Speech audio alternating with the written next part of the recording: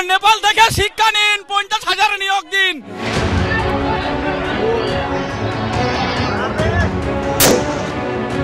আটচল্লিশ ঘন্টা আগে প্রতিবেশী নেপালের গণবিদ্রোহের ছবি দেখেছে গোটা দুনিয়া। জেন জি আন্দোলনকারীদের হাত থেকে ছাড় পাননি সে দেশের প্রধানমন্ত্রী, প্রাক্তন প্রধানমন্ত্রী, মন্ত্রীরাও।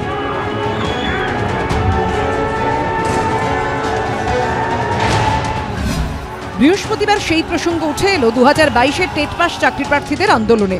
নেপালের পরিস্থিতির প্রসঙ্গ তুলে কার্যত হুঁশিয়ারি দিতে দেখা গেল চাকরি প্রার্থীদের।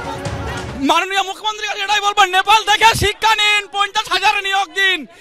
যুব সমাজ রেখে গেলে আপনি কিন্তু রাজ্যকে আর বাঁচাতে পারবেন না।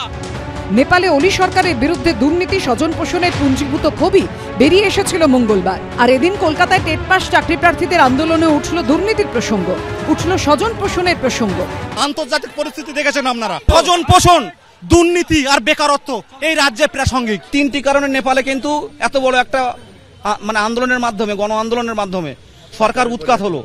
সেখানে দুর্নীতি, বেকারত্ব আর নেপোটিজম স্বজন পোষণ, আর এই তিনটে ওয়ার্ড কিন্তু পশ্চিমবঙ্গে প্রাসঙ্গিক। মুখ্যমন্ত্রী, শিক্ষামন্ত্রী দুর্নীতিমুক্ত নিয়োগ দিন, বেকারত্বদের কর্মসংস্থান, সবাই সুখে থাকুক, এটা চাই আমরা চাই না নেপালের মতো পরিস্থিতি হোক।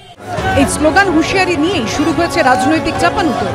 এখানকার যারা স্থানীয় বিরোধী দল আছে তারা ওদেরকে উস্কানি দিচ্ছেন। আমি বলবো আপনারা আন্দোলন করছেন, এটা একটা সম্পূর্ণ নিজেদের ব্যাপার। সেখানে বিদেশের একটা যে আবহাওয়া সেটাকে তুলে আনবেন না, এটা অত্যন্ত ভয়ঙ্কর।